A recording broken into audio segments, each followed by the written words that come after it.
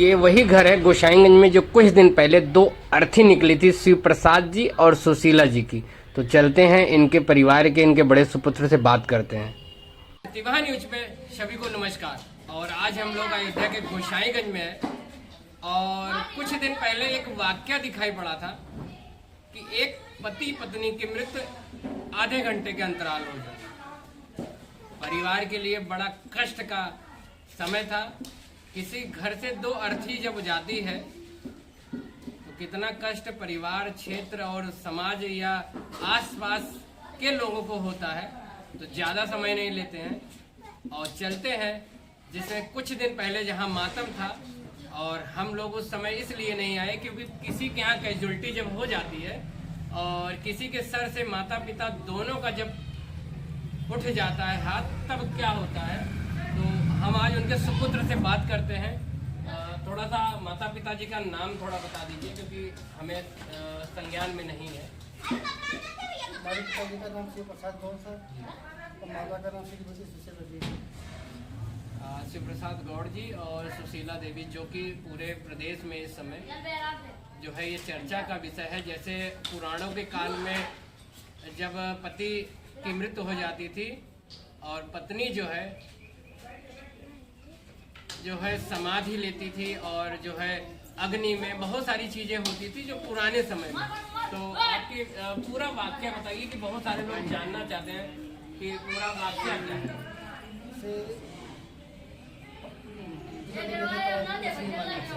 आपके पिताजी जो है मछली मारने का काम करते हैं, वो तालाब में गए थे। तो तालाब में मछली मारने के लिए जैसे उन्होंने मछली पकड़ने की पहली बुद्धि मारी, दोबारा पहली बारी का दूसरी बुद्धि मारी तो वो तालाब में से निकली ही नहीं। तो वहाँ के जो सब लोग साथ में गए थे मछली मारने के लिए, तो लोग तब उनको देखना शुरू किया। तो जो जाल लगता है, जब सामान में घिसा गया तब उनका वो फंस के बना दिया। तब वही देख के सब लोग उनको वहाँ से उठा के बुला के अस्पताल में डॉक्टरों ने देखने के बाद कहा आप ऐसा करो, आप यहाँ ना रखो, मतलब बताते चले गोसाईगंज में ये घटना जब हुई, मछली मारने के लिए इनके पिताजी शिव प्रसाद जी गए थे और उसके बाद जो है वहाँ पर एक दो प्रक्रिया जो होती है, जो डुबकी लगाकर मछली निकालने का, उसके बाद जो है दूसरी बार में वो नहीं निकले और आपने जो है लोकल क्षेत्र गोसाईगंज में तो दिखाया होगा। फिर उसके बाद जो है यहाँ पर मंडलीय भेज दिया गया। फिर वहाँ क्या हुआ? इसे मंडलीय में ले गए तो वहाँ पहले पुलिस जाँच हुआ। जाँच करने के बाद उनका CT स्कैन लिख दिया गया। तो CT स्कैन में जब लिखा गया तो उसमें दिखाया गया कि उनका दिमाग कंट्रोल, तो इसलिए वो कोमा से बाहर आ नहीं पाएंगे। उनके पिताजी कोमा में चले गए थे और मंडलीय हॉस्पिटल में CT स्कैन वगैरह रिपोर्ट के बाद पता चला कि कोमा में है और फिर उसके बाद कोमा से वो रिटर्न वापस नहीं है।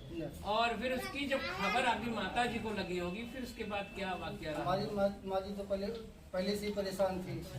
उनको ब्रेन ट्यूमर था और 2 साल से खटिया में पड़ी थी।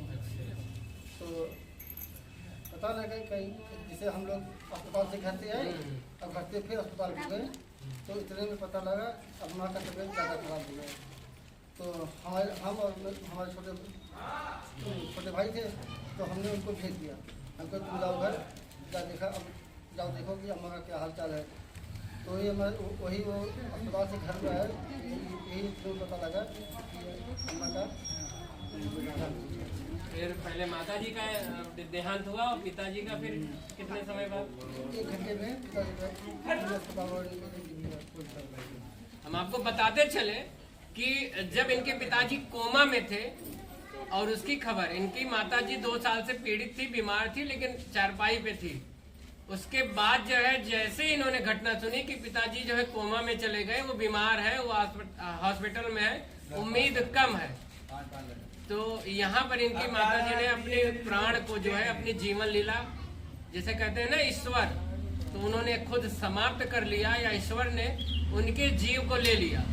और उसकी खबर जो है क्षेत्र में फैली और आधे घंटे के अंतराल जो है इनके पिताजी का भी स्वर्गवास हो गया। हॉस्पिटल वालों ने लोग कहा कि अब कोई चारा, कोई मतलब अब कुछ भी नहीं रह गया, अब कोई गुंजाइश नहीं है, कोई गुंजाइश नहीं रह गई है। अब इनको भी कर लेगा। अच्छा, तो आप घर के बड़े हैं, पूरी जिम्मेदारी आप पर है। कितने भाई बहन को छोड़ के गए हैं आपके पिताजी? जैसे हम 3 भाई हैं जी। 2 बहन हैं। दोनों बहनों का ब्याह हो गया है और 2 भाई का हो गया है, 1 भाई खाली बचा है। जैसे कि अपने जो सांसारिक वर्क कार्य होते हैं माता पिता के, उन्होंने लगभग कर दिए हैं। एक जो है शादी छोटे भाई की रह गई और सभी की शादी हो चुकी है। अब इनके ऊपर पूरी जिम्मेदारी पड़ गई है आपके ऊपर। तो क्षेत्र में बहुत सारे लोगों चर्चा का विषय ये था कि एक ही दिन और शायद देखने को सुनने को कहीं मिला हो, तो ईश्वर शक्ति दे और परिवार किसी प्रकार से अच्छे से जीविकोपार्जन करे और उसके बाद जो है एक छोटे भाई का जो शादी रह गया है वो धूमधाम से हो। और प्रतिभा न्यूज की टीम भी दोनों आत्माओं को अपनी तरफ से श्रद्धांजलि अर्पित करती है। और फिर उसके बाद जो है समाज और क्षेत्र की संवेदनाएं इनके प्रति सबके पास है। कई सारे पेजों पर हमने देखा, एसडीएम साहब ने लगाया और जगहों पर। तो फिर प्रतिभा न्यूज पर बने रहिए, फिर नई सक्सेस के साथ नई बाइट।